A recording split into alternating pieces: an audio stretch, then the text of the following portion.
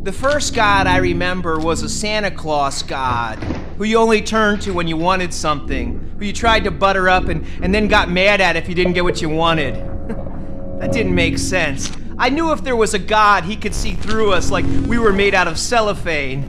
Like he could look directly into our hearts the way we look into an aquarium. Like he'd know what was floating around in there, like he might be the one feeding it.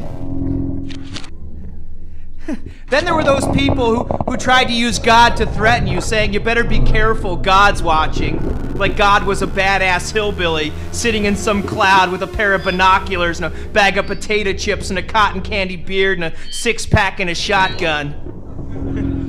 Then I saw people who had Jesus' name on their bumper sticker, like he was running for president or something, and sometimes those people with Jesus on their bumper sticker would cut you off on the freeway and give you the finger.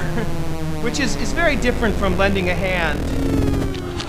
Then there are those people on television dressed in weird clothes and scary makeup and used car salesman voice boxes saying they had the secret to God, like God was a keyhole and their eyeball was pressed to it, and if I paid them some money, they'd let me look. And then I could see God just hanging around in his boxer shorts and a tank top, and though I liked the idea of spying on God, the whole thing seemed like something from the back of a comic book, and I couldn't help wondering if the world would be a healthier place if the Romans had just put up with Jesus and let him die of old age.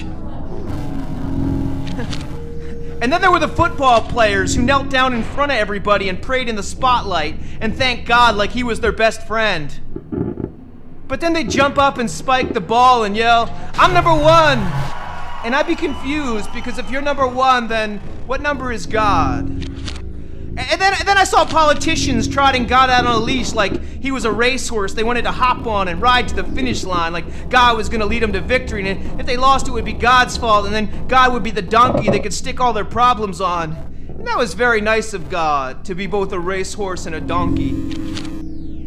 And then there were those who said, you better be good on earth if you want to get into heaven, like heaven was the United States and earth was Mexico and the angels were border patrol, like when you die you sit in a parked car on the outskirts of heaven, the engine idling your soul in the back seat in one of those kennels used to carry small dogs on airplanes, that you listen on the radio to all the people you ever wronged testifying against you.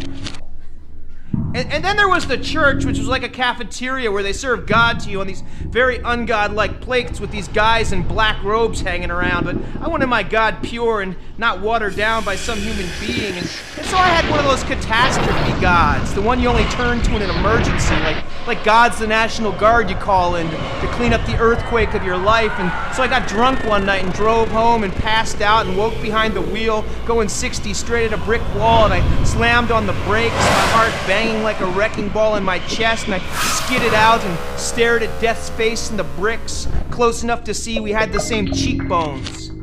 So now I have a God who's like one of those mechanics who can fix anything. So when I want to chew somebody's head off like a saltwater taffy, or amputate my DNA, or open my wrists like windows that have been painted shut, I just put my soul into a box like a busted computer and haul it in, and he never asks to see my paperwork or says my warranty has expired, and I walk out feeling better. And I don't care if he doesn't exist.